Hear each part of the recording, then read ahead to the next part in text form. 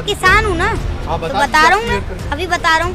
पर बीच में कोई भी, जितने भी पत्रकार हैं यहाँ पे, कोई भी टोकेगा नहीं, बीच में नहीं करेगा, बिल्कुल भी नहीं टोकना, की बोली लगेगी। जैसे शैम्पू के पैकेटों में मिलता है ना, वो शैम्पू 1-1 रुपए का, 2-2 रुपए का, ऐसे बिकेगा फिर आटा। हम बंगाल गए, वहाँ पर भी हमारी जीत हुई, ऐसे ही अब यूपी में भी होगी, फिर पूरे देश में होगी। अगर ये कानून वापस नहीं लेंगे तो ये गद्दी वापस करेंगे, हम आंदोलन करेंगे, तो कर ही रहे। हाँ, तो आगे भी करते रहेंगे। अगर कोई गलत कानून बनेगा, अगर कोई गलत चीज होगी तो पूरा आंदोलन होगा। अब बताओ, आप सब में से कितने चाहते हैं कि किसान लड़े चुनाव? हाथ खड़े कर, जितने चाहते हैं। तो हमने बीजेपी को इतनी बार लाए हैं, अब कोई नया टेस्ट ले लो, अब कोई नया लाओ। सवाल फिर वही जाएगा। देखिए, मैंने आपको पिछले इंटरव्यू में कहा और अब भी कहूँगा और कहता रहूँगा कि भाई ये सारे किसान जो हैं ये फैसला करेंगे। ये देना चाह रहे हैं कि आप अगर संसद में सही फैसले नहीं करोगे तो किसानों को अपनी संसद खोलनी पड़ेगी। तो किसान संसद तो खोल चुके हैं, स्पीकर भी बैठा चुके हैं, तो क्या जो दूसरा स्पीकर बैठे हुए हैं, क्या उनको सुन रहे हैं? क्या वो किसान की बात मानेंगे आने वाले वक्त में? जरूर मानेंगे, इनको मानना पड़ेगा। अगर ये नहीं मानेंगे तो हम तो यहाँ पे ही बैठे रहेंगे। कर लो जो कर सकते, हम तो यहाँ पे ही बैठे रहेंगे। अगर ये कानून वापस नहीं करेंगे और एमएसपी की गारंटी नहीं देंगे तो हम यहाँ से नहीं हटने वाले, साफ साफ कह रहा हूँ मैं। क्यों पढ़ाई लिखाई नहीं करनी है, आंदोलन नहीं करना है? क्या ऑनलाइन क्लास चल रही है, कहीं भी बैठ जाओ, फोन लो, बुक्स पास रखते ही हैं, बुक्स को अपने साथ रखो, लगाया फोन, क्लास ली, बुक्स से जो भी पढ़ाई करनी है करी, जो कॉपी में लिखना है लिखा, बस अपना काम करो। तो आपने आपदा को अवसर बना दिया है। हाँ जी, तो आपदा की वजह से ऑनलाइन पढ़ाई कर दी गई, इसको आपने अवसर में ले लिया। बिल्कुल कर दिया है। अगर इतना अच्छा है, अगर हम ऑनलाइन क्लास ले सकते हैं तो लेंगे। अच्छा, किसान बार बार ये कहते हैं कि अगर बिल वापसी नहीं तो घर वापसी नहीं, 24 तक बैठेंगे। हाँ। तो आपको नहीं लगता कि किसानों का बहुत ज्यादा नुकसान हो जाएगा 24 तक? कुछ नहीं होगा, किसान अपने हकों की सही को सही कहेगा, गलत को गलत कहेगा। ठीक है, अगर एक किसान जाएगा ना तो 4 आएंगे। अगर एक अपना खेत पे जाता है तो उसके उधर गांव से 4 आएंगे लोग।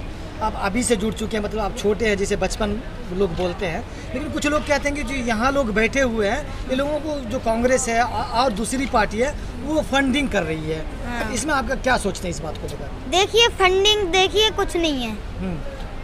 अगर वो यहाँ पे आके देखें, मुझे एक वीडियो दिखा दे जहाँ पे फंड ले रहे हो, जहाँ पे पैसा ले रहे हो किसान, कांग्रेस से, कोई और पार्टी से, मुझे वीडियो दिखा दो।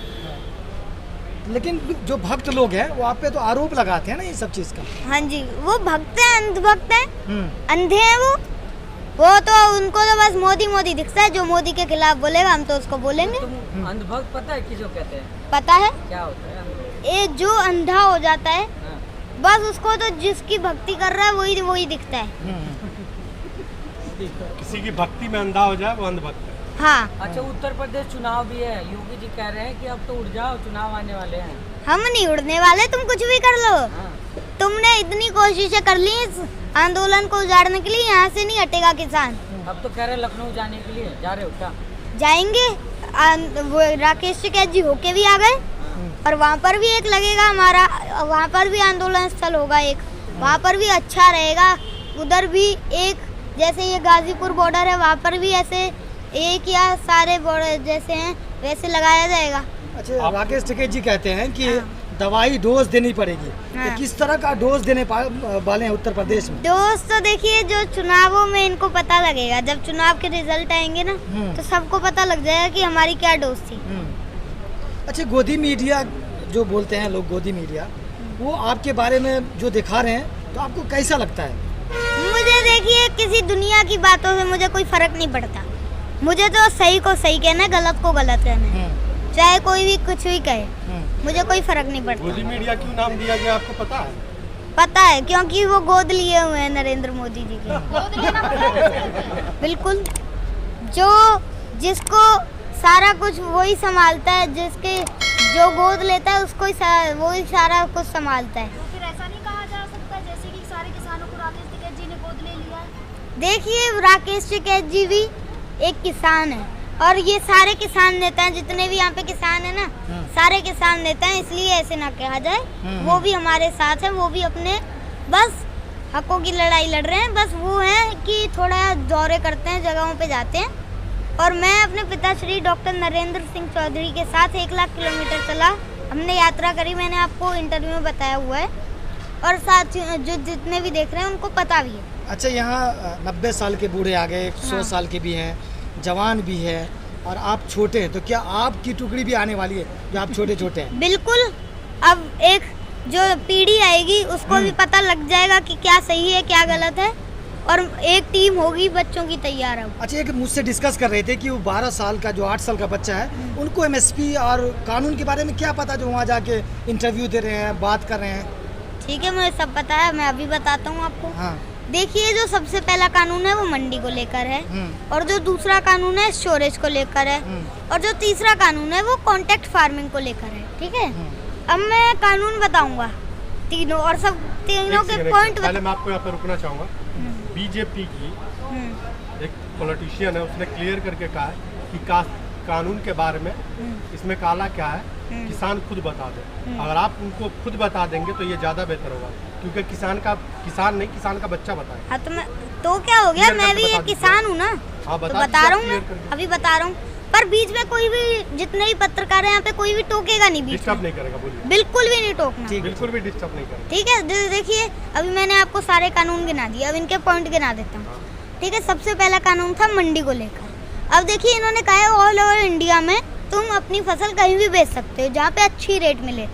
ठीक है, इसलिए अब ये वो किसान जो है वो सबसे पहले गाड़ी करेगा किराए पे, फिर रास्ते में उसको डीजल देगा, डीजल भरवाएगा, उसका खर्चा, फिर रास्ते में टोल देगा। ठीक है, और उसका इतना तो खर्चा हो जाएगा जितना उसका प्रॉफिट नहीं होगा। इसलिए चाहिए कि पास की मंडी मजबूत करी जाए और एमएसपी की गारंटी दी जाए, जिससे अच्छे सही रेट मिलेंगे, जो तय रेट है उस पर मिलेगा। और अगर देखिए जो वो बेचारा, उसको शहर का रास्ता अच्छे से पता नहीं होता, वो कहाँ घूमता फिरेगा कि कहाँ पे अच्छी रेट मिल रही है। अब सीधा कॉन्ट्रैक्ट फार्मिंग बताइए ना, कॉन्ट्रैक्ट फार्मिंग में क्या लो? मैं सब कुछ बता रहा हूँ ना, पूरे कानून बता रहा हूँ, टोकिए मत अब बीच में। अब आप कोई भी नहीं बोलेगा बीच में, पहले मेरी बात पूरी होगी। ठीक है, अब दूसरा कानून है स्टोरेज को लेकर। स्टोरेज देखिए, पहले एक लिमिट थी कि इतना आप स्टोर कर सकते हैं, अब वो लिमिट हटा दी गई है।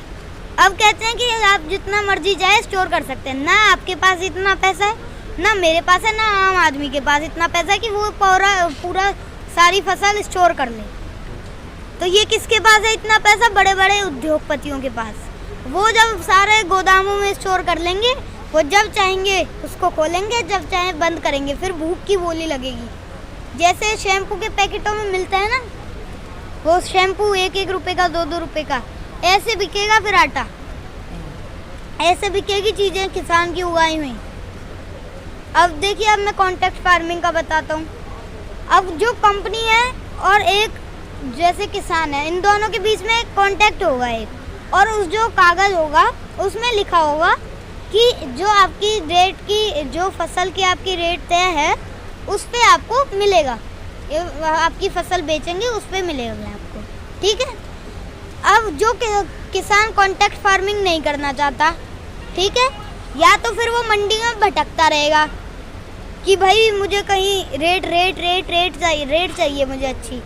ठीक है, तो उसको ज़बरदस्ती फिर कॉन्ट्रैक्ट फार्मिंग करनी पड़ेगी। अब जिसको नहीं चाहिए कॉन्ट्रैक्ट फार्मिंग, तो इसलिए जो एमएसपी की गारंटी है वो मिलनी चाहिए, जिससे अगर वो मंडी में बेचने जाएगा तो फिर उसको आसानी होगी, उसको भी पता लग जाएगा, वो भी सहमत रहेगा, वो भी खुश रहेगा कि मुझे मेरी फसल की रेट तय मिलेगी। ये सारा। हाँ जी, अब बोलिए क्या बोलना है? के बारे में क्या है? स्टॉक शेयर मार्केट, स्टॉक किसानों का जमा अनलिमिटेड भंडारण, वो बता दिया। वो मैंने अभी आपको बता तो दिया ना। अच्छा, उत्तर प्रदेश में जिस तरह से माहौल बना हुआ है इलेक्शन को लेकर, हाँ। तो क्या किसानों का असर उस पर पड़ेगा इलेक्शन में? देखिए जैसे बंगाल में पड़ा, मैं अपने पिताश्री डॉक्टर नरेंद्र सिंह चौधरी के साथ सुजानगढ़ गया था। वहाँ पे पूरा विरोध रहा है मेरा अपने पिताश्री के साथ। वहाँ पे हमारी पूरी टीम गई थी और वहाँ पे हमारी जीत हुई। ऐसे ही बंगाल भी गए थे हम। और इसमें हम जब दूर जाना होता है तो हम जो पास के जो एरिया होते हैं उसमें गाड़ी यूज़ करते हैं। अगर जैसे अभी हमें बंगाल गए थे तो हमने फ्लाइट का यूज़ करा, फ्लाइट से गए थे। ऐसे दूरी होती है जो दूर की होती है उससे फ्लाइट से जाते हैं। वहाँ पे हम बंगाल गए, वहाँ पर भी हमारी जीत हुई।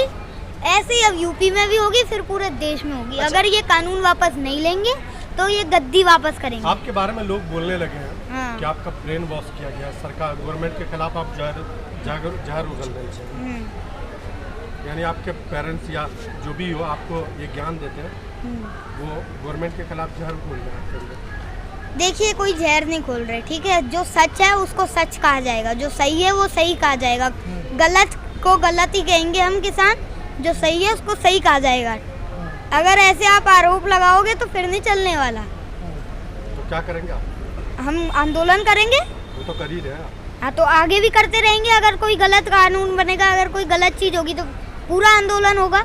अच्छा, आप क्या समझते हैं कि उत्तर प्रदेश में किसानों को इलेक्शन लड़ना चाहिए ताकि उनकी सरकार हो, मुख्यमंत्री किसानों का हो? देखिए अभी तो नहीं कहता कि मैं अभी लड़ूं, मैं कहता हूँ एक पार्टी बना के रखी जाए। बाकी उनके हाथ में, किसानों के हाथ में, किसान नेताओं के हाथ में कि क्या करना है। मैं तो इतना कहता हूँ कि एक पार्टी बना लो। मेरा सजेशन है जितने भी किसान हैं, जो किसान जिनको आप किसान नेता कहते हैं, जिन लोगों को, उनको मैं किसान कहूँगा। तो जितने भी किसान हैं वो फैसला कर लें कि क्या करना है। बाकी मेरा एक सजेशन है और मैंने पहले भी दिए हुए हैं सजेशन, तो उसमें मेरे हिसाब से तो किसान अपनी खेती करे, अपनी मौज में मस्त रहता है। किसान को राजनीति छोड़ो, अपना काम करो। बाकी अगर राजनीति में किसान नहीं आएंगे तो आप ऐसे आंदोलन ही करते रहेंगे ना? करेंगे। हमें अब मैं इन किसान हैं यहाँ पे बहुत सारे, इनसे मैं एक बार पूछ लेता हूँ, राय ले लेते हैं इनकी। अब बताओ आप सब में से कितने चाहते हैं कि किसान लड़े चुनाव? हाथ खड़े कर दें जितने चाहते हैं। किसान के पास इतना पैसा ही नहीं है, फंड नहीं है। नहीं, फंड की चिंता छोड़िए, आप साफ ये बताइए कि लड़ना चाहते हैं कि नहीं लड़ना चाहते हैं। इतना बताइए, फंड की चिंता मत रख लीजिए अपनी। पहले इतना बताइए, कोई नहीं है ना, खेती में ही खुश है। देख लीजिए, सुन लिया आपने इन लोगों का। अब बताइए कौन चाहता है कि ये ना लड़े, चुनाव नहीं लड़ना? अब हाथ खड़े कर दे वो। अगर देखो आपको चुनाव नहीं लड़ना है, किसानों को नहीं लड़ना, पार्टी नहीं बनानी है, तो हाथ खड़ा करो।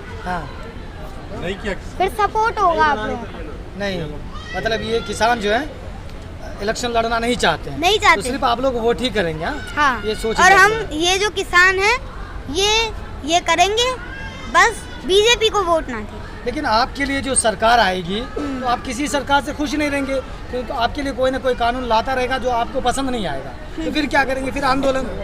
देखिए जो भी गलत करेगा उसका विरोध तो होगा। अब हमने बीजेपी को इतनी बार लाए हैं, अब कोई नया टेस्ट ले लो, अब कोई नया लाओ।